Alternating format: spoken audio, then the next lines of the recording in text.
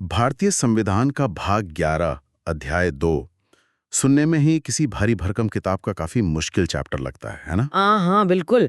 संविधान के अनुच्छेद सुनकर अक्सर उम्मीदवार थोड़ा घबरा ही जाते हैं। सही कहा। लेकिन आज के इस गहन अध्ययन में हम जिस विषय की गहराइयों में उतरने वाले हैं वो असल में हमारे देश की रगों में दौड़ने वाले प्रशासन से जुड़ा है।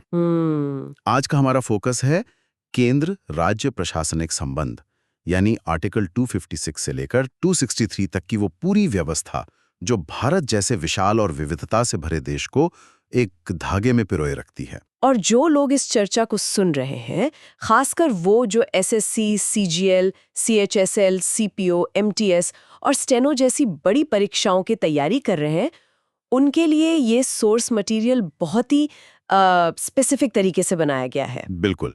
तो हमारा मिशन आज बहुत क्लियर है। हमें रट्टा नहीं मारना है। हाँ, रट्टा बिल्कुल नहीं मारना है। हमें ये समझना है कि केंद्र और राज्यों के बीच शासन का ये जो एक नाजुक सा संतुलन है ना, ये असल में काम कैसे करता है और अगर झगड़े हो जाएं तो उन्हें सुलझाया कैसे जाता है। तो चलिए बिना देरी किए सीधे मुद्दे पर आते हैं।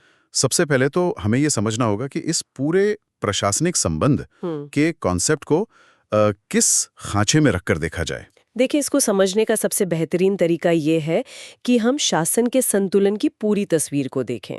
संविधान निर्माताओं ने केंद्र और राज्यों के बीच के रिश्तों को मुख्य रूप से 3 स्तंभों पर खड़ा किया है। 3 स्तंभ? हाँ, पहला विधायी यानी कानून बनाने से जुड़ा। हाँ। दूसरा प्रशासनिक यानी उन कानूनों को लागू करने से जुड़ा। हाँ। और तीसरा वित्तीय यानी पैसों के लेन देन से जुड़ा। अच्छा। आज हमारा पूरा फोकस इस दूसरे स्तंभ पर है, प्रशासनिक संबंधों पर।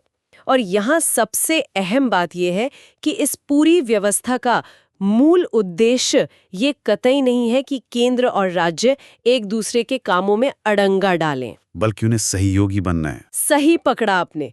इसका मुख्य लक्ष्य यही है कि वे प्रशासन में एक दूसरे के सहयोगी बने।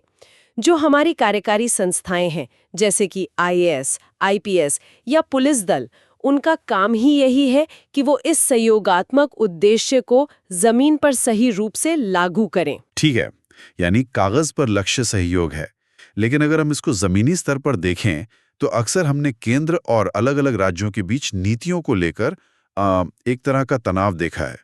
ऐसे में संविधान ये कैसे सुनिश्चित करता है कि राज्य अपनी मनमानी ना करें और राष्ट्रीय स्तर की नीतियों को लागू करें? यहीं पर संविधान का आर्टिकल 256 तस्वीर में आता है। ये स्पष्ट रूप से कहता है कि राज्य का ये संवैधानिक दायित्व है कि वो संसद द्वारा बनाए गए कानूनों को अपने यहाँ लागू करे। संघ यानी केंद्र सरकार जो भी निर्देश देगी उसका पालन करना राज्यों के लिए अनिवार्य है। अनिवार्य है, यानी केंद्र निर्देश दे सकता है और राज्य को उनका पालन करना ही होगा। बिल्कुल, ये एक तरह से केंद्र का अधिकार है और राज्य की ड्यूटी है। तो चलिए इसको थोड़ा और खोलकर समझते हैं। जो लोग नोट्स बना रहे हैं उनके लिए याद रखना जरूरी है कि शुरुआत आर्टिकल 256 से होती है। पर एक सवाल उठता है यहाँ। मान लीजिए कि कोई राज्य सीधे तौर पर कह दे कि हम केंद्र के इस निर्देश को नहीं मानेंगे, तब क्या होगा? क्या संविधान में इस बगावत से निपटने का कोई तरीका है? बिल्कुल है, और वो एक बहुत ही स्पष्ट 3 स्तरीय श्रृंखला यानी 3 टियर सिस्टम के रूप में काम करता है। 3 टियर सिस्टम, ठीक है। आर्टिकल 256 के तहत केंद्र ने निर्देश दिया। अब अगर राज्य उस निर्देश का पालन करने से मना कर दे या विफल रहे तो मामला दूसरी सीढ़ी पर पहुंच जाता है, जो है आर्टिकल 365। अच्छा, आर्टिकल 365। हाँ, आर्टिकल 365 के तहत इसे राज्य में संवैधानिक तंत्र की विफलता मान लिया जाता है। तो आर्टिकल 365 सिर्फ ये घोषित करता है कि राज्य संविधान के हिसाब से काम नहीं कर रहा है। इसके बाद एक्चुअल एक्शन क्या होता है? एक्शन तीसरी सीढ़ी पर होता है। आर्टिकल 365 को आधार मानकर राज्य में आर्टिकल 356 का प्रयोग किया जा सकता है, और आर्टिकल 356 वही है जिसे हम आम बोलचाल में राष्ट्रपति शासन कहते हैं। ओह, तो ये पूरी चेन रिएक्शन है। एकदम। 256 से निर्देश आया, नहीं माना तो 365 के तहत विफलता घोषित हुई और अंत में 356 के तहत राष्ट्रपति शासन लग गया। ये पूरी व्यवस्था इस बात को बिल्कुल क्लियर कर देती है कि प्रशासन के मामले में संघ यानी केंद्र सरकार अधिक शक्तिशाली है। ये एक बहुत ही तार्किक क्रम है और परीक्षाओं के लिए इसको इसी सीक्वेंस में याद रखना फायदेमंद होगा। अब जब हम प्रशासन और उसको लागू करने की बात कर ही रहे हैं तो उन अधिकारियों की बात करना भी जरूरी हो जाता है ना, जो इस पूरे तंत्र के असली पहिए हैं। आप अखिल भारतीय सेवाओं की बात कर रहे हैं? हाँ, मेरी नज़र आर्टिकल 312 पर जा रही है, जो ऑल इंडिया सर्विसेज से जुड़ा है। हमारे सोर्स मटेरियल में बताया गया है कि 1966 में वर्तमान स्वरूप यानी आईएएस, आईपीएस और आईएफएस अस्तित्व में आए। लेकिन एक बात जो अक्सर एग्जाम देने वालों को उलझाती है वो ये है कि एक आईएएस अधिकारी काम तो राज्य सरकार के लिए करता है, लेकिन वो केंद्र का अधिकारी भी होता है। ये डबल कंट्रोल आखिर काम कैसे करता है? ये प्रशासनिक संबंधों की सबसे मजबूत और सबसे पेचीदा कड़ी है। इसको समझने के लिए हमें इसके नियंत्रण तंत्र या कंट्रोल मैकेनिज्म को समझना होगा। इसे ना एक कॉर्पोरेट एग्जाम्पल से समझते हैं। चलिए समझते हैं। मान लीजिए आप एक कंपनी के कर्मचारी हैं। आपकी भर्ती और बड़ी सजा तय करने का हक हेड ऑफिस के पास है, लेकिन आप काम एक ब्रांच मैनेजर के अंदर कर रहे हैं। ठीक है। यहाँ हेड ऑफिस केंद्र सरकार है और ब्रांच मैनेजर राज्य सरकार। अखिल भारतीय सेवाओं के अधिकारियों की भर्ती केंद्र सरकार यूपीएससी के माध्यम से करती है। इसके बाद उनका ट्रेनिंग भी केंद्रीय संस्थानों में होता है, जैसे मसूरी के एलबीएसएनए और हैदराबाद के एसयूपीएनपीए में। इसलिए इन अधिकारियों पर जो अंतिम नियंत्रण यानी अल्टीमेट कंट्रोल है वो हमेशा केंद्र के पास ही रहता है। तो राज्य सरकारें यहाँ बस ब्रांच मैनेजर की भूमिका में है। बिल्कुल वही भूमिका है, क्योंकि अधिकारी राज्यों के प्रशासन को ही चलाते हैं। इसलिए राज्य सरकार के पास इन पर तत्कालिक नियंत्रण या इमीडिएट कंट्रोल होता है, यानी डे टू डे काम। हाँ, राज्य सरकार उनका तबादला कर सकती है, उन्हें रोजमर्रा का काम सौंप सकती है, लेकिन वे ना तो इन अधिकारियों की भर्ती कर सकते हैं और ना ही उन्हें नौकरी से निकाल सकते हैं। किसी भी बड़े डिसिप्लिनरी एक्शन के लिए उन्हें केंद्र की सहमति चाहिए ही होगी। ये व्यवस्था इंश्योर करती है कि देश भर में एक समान उच्च स्तरीय प्रशासनिक ढांचा बना रहे जो दोनों सरकारों के लिए काम करे। अल्टीमेट कंट्रोल और इमीडिएट कंट्रोल का ये फर्क काफी सटीक है। अब एक और व्यवहारिक पहलू पर आते हैं। क्या प्रशासनिक काम का आपस में बंटवारा या लेन देन भी हो सकता है? मतलब क्या केंद्र अपना कोई काम राज्य को सौंप सकता है? हाँ, शक्तियों के परस्परिक हस्तांतरण के लिए संविधान में बहुत स्पष्ट प्रावधान है।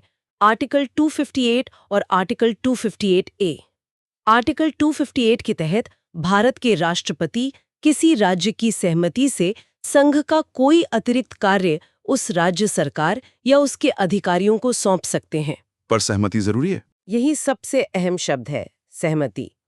केंद्र अपनी मर्जी से कोई काम राज्य पर थोप नहीं सकता। राज्य की रजामंदी हर हाल में जरूरी है। और अगर राज्य को अपना कोई काम केंद्र को सौंपना हो तो क्या?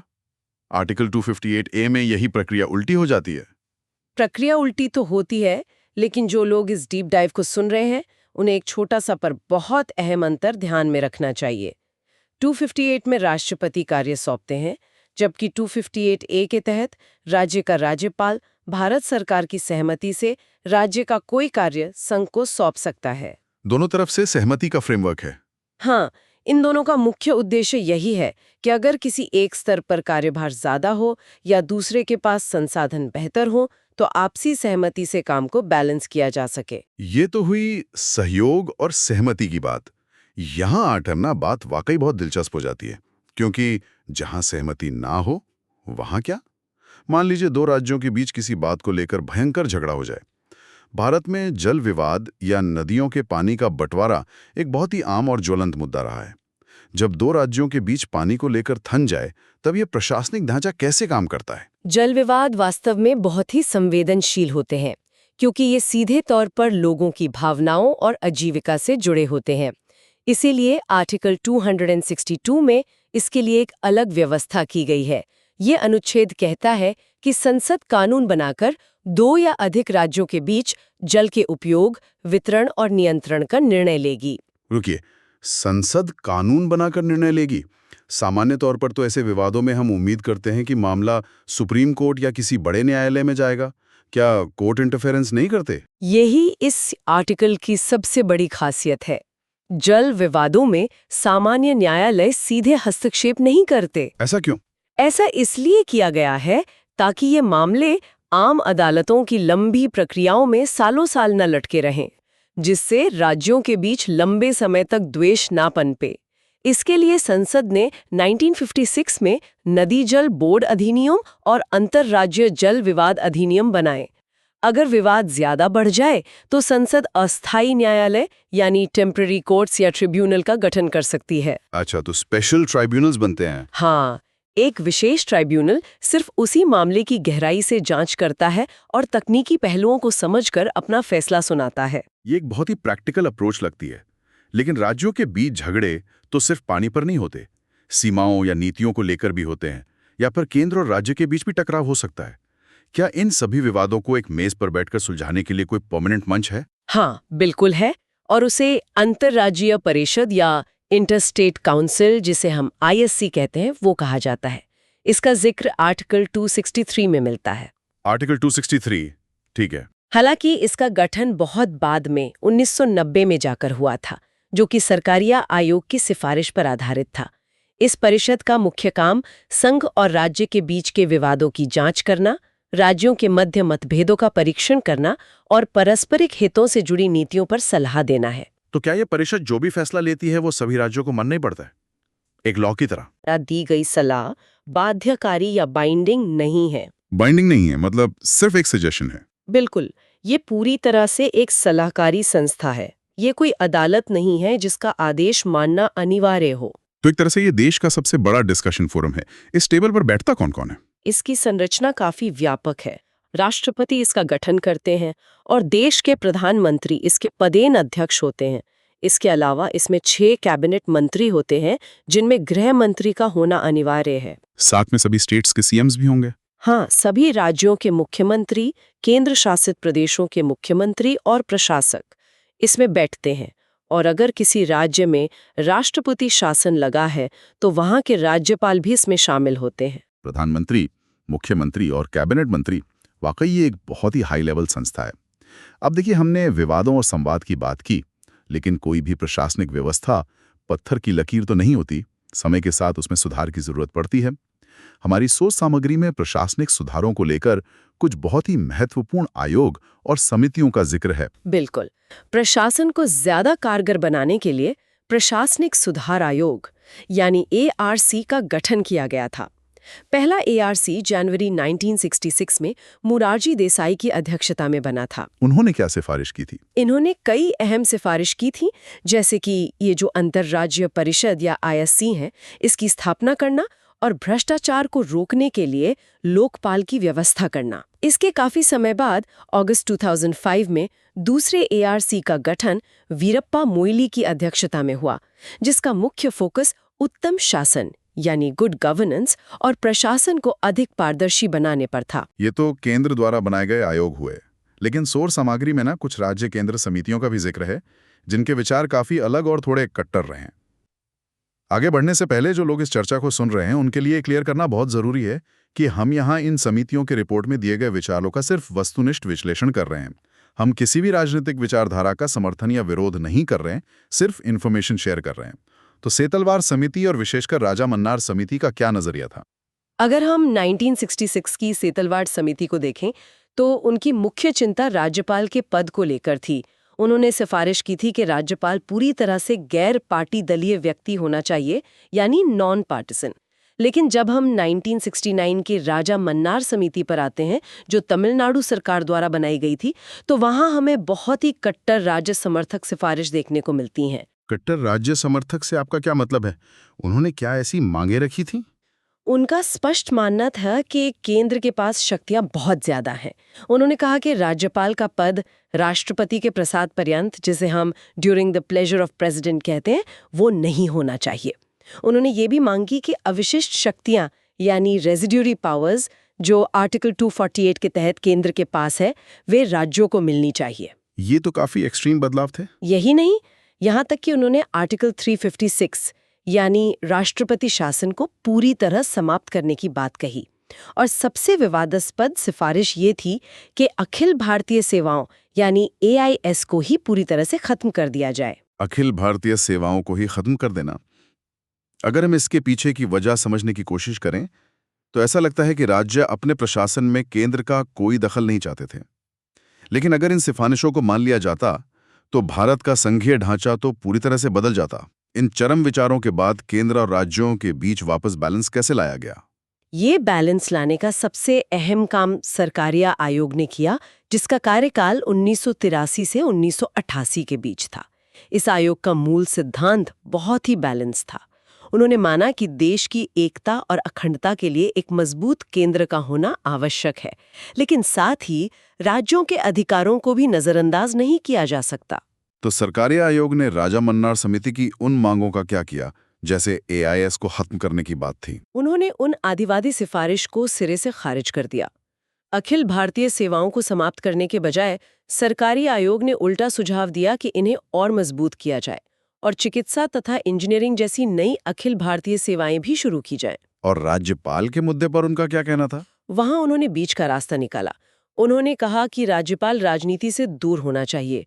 उसकी नियुक्ति से पहले राज्य के मुख्यमंत्री से परामर्श को अनिवार्य किया जाना चाहिए और राज्यपाल का कार्यकाल 5 वर्ष का हो। सबसे अहम बात उन्होंने ये कही कि राज्यपाल को हटाने के लिए केंद्र के पास कोई ठोस कारण होना चाहिए।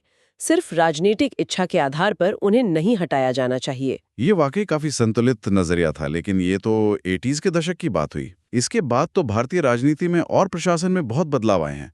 आधुनिक समय में इस व्यवस्था को सुधारने के लिए क्या अप्रोच अपनाया गया? आधुनिक अप्रोच को समझने के लिए हमें पुंछी आयोग को देखना होगा, जिसने 2007 से 2010 के बीच काम किया।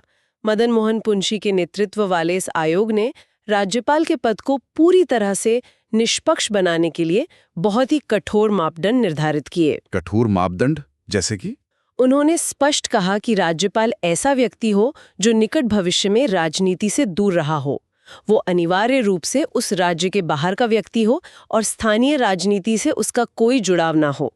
लेकिन जो सबसे क्रांतिकारी सिफारिश थी वो नियुक्ति की प्रक्रिया को लेकर थी। क्या सिफारिश थी वो? पुंछी आयोग ने कहा कि राज्यपाल की नियुक्ति केवल केंद्र सरकार की मर्जी से नहीं होनी चाहिए। इसके लिए एक 5 सदस्यीय विशेष समिति बननी चाहिए। इस समिति में कौन-कौन होगा? इसमें प्रधानमंत्री, गृह मंत्री, लोकसभा स्पीकर, उपराष्ट्रपति और संबंधित राज्य के मुख्यमंत्री शामिल होने चाहिए। अरे वाह! अगर ये समिति बनती तो नियुक्ति की प्रक्रिया में राज्य की सीधी भागीदारी हो जाती। और हटाने की प्रक्रिया के बारे में उनका क्या कहना था? उन्होंने भी यही माना कि राज्यपाल राष्ट्रपति के प्रसाद पर्यंत काम नहीं कर सकता। पुंछी आयोग ने सिफारिश की कि राज्यपाल को हटाने के लिए राज्य विधायिका में महाभियोग या इम्पीचमेंट जैसी प्रक्रिया होनी चाहिए। जिस तरह राष्ट्रपति पर महाभियोग चलाया जाता है, वैसी ही एक ट्रांसपेरेंट प्रक्रिया राज्यपाल के लिए भी हो। तो इस सब का आखिर मतलब क्या निकलता है? अगर हम इन तीनों आयोगों को एक तराजू पर रखें और उनका तुलनात्मक अध्ययन करें, तो एग्जाम देने वालों के सामने क्या तस्वीर उभरती है? तस्वीर बहुत साफ है। हम राजा मन्नार से शुरू करते हैं, जो 1969 में आया, जिसका झुकाव कट्टर राज्य समर्थक था और जो केंद्र की शक्तियों को पूरी तरह कम करना चाहते थे। फिर हम सरकारिया पर आते हैं 1983 में, जो केंद्र समर्थक लेकिन संतुलित था, जिसने व्यवस्था को बनाए रखते हुए उसमें सुधार की बात की। और अंत में पुंछी आयोग 2007, जिसका दृष्टिकोण सहयोगात्मक और पारदर्शी था, जिसने संस्थागत ढांचे और समितियों पर जोर दिया। खासकर राज्यपाल के पद का जो विकास हुआ है, 1966 में सिर्फ गैर दलीय व्यक्ति की मांग से लेकर 2010 में महाभियोग की प्रक्रिया तक, ये सब राज्यपाल को केंद्र की कठपुतली बनने से रोकने और एक स्वतंत्र संवैधानिक प्रमुख स्थापित करने का एक निरंतर प्रयास रहा है। ये एक बहुत ही शानदार सिंथेसिस है। तो जो भी लोग इस विषय की तैयारी कर रहे हैं, उनके लिए सार ये है कि भाग 11 का ये अध्याय 2 केंद्रों और राज्यों के बीच सिर्फ कानूनी नियम नहीं थोपता, बल्कि एक सहयोगात्मक संघवाद या कोऑपरेटिव फेडरलिज्म का निर्माण करता है, जिसमें आर्टिकल 256 और 258 समन्वय बनाते हैं, आर्टिकल 312 प्रशासनिक कड़ी जोड़ता है और आर्टिकल 262 तथा 263 विवादों के समाधान का रास्ता देते हैं। बिल्कुल सही। और हमारी सोर्स सामग्री के अंत में एक बहुत ही प्रासंगिक कहावत दी गई है, जो सार्वजनिक जीवन और शुद्ध प्रशासन का अंतिम मंत्र है। भला किसी का कर ना सको तो बुरा किसी का मत करना, मन चंगा तो कटौती में गंगा। आखिर में चाहे कितने भी आर्टिकल या आयोग बना दिए जाएं, प्रशासन इसी बात पर निर्भर करता है कि व्यवस्था को चलाने वालों की नीयत कैसी है। प्रधान के पन्नों में दर्ज नियम असल में हमारे देश को हर दिन चलाने वाली एक सजीव व्यवस्था है। हाँ, और मुझे उम्मीद है कि इस चर्चा से एग्जाम की तैयारी कर रहे सभी लोगों को इन कॉन्सेप्ट्स को याद रखने में आसानी होगी। लेकिन हमेशा की तरह जाने से पहले हम आपके लिए एक विचार छोड़कर जाना चाहते हैं। हमने चर्चा की कि आर्टिकल 263 के तहत बनी इंटरस्टेट काउंसिल की सलाह केवल सलाहकारी है, बाध्यकारी नहीं। कल्पना कीजिए, अगर भविष्य में किसी संशोधन द्वारा इस परिषद की सलाह को कानूनी रूप से बाध्यकारी या बाइंडिंग बना दिया जाए, तो क्या इससे केंद्र और राज्यों के बीच सत्ता का संतुलन हमेशा के लिए बदल जाएगा? क्या इससे फैसले जल्दी और बेहतर होंगे, या फिर इससे नए तरह के बड़े टकराव पैदा होंगे? इस पर खुद विचार कीजिएगा। ज्ञान की इस खोज को जारी रखने के उत्साह के साथ हम आज आपसे विदा लेते हैं।